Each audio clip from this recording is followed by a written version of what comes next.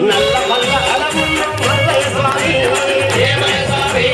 నల్ల మల్ల అడవుల్లో మల్లయ్య స్వామి ఎత్తైన కొండల్లో యాడ దాగి ఉన్నవు ఎత్తుకున్న పలకము ఎత్తైన కొండల్లో యాడ దాగి ఉన్నవు మొత్తుకున్న పలకము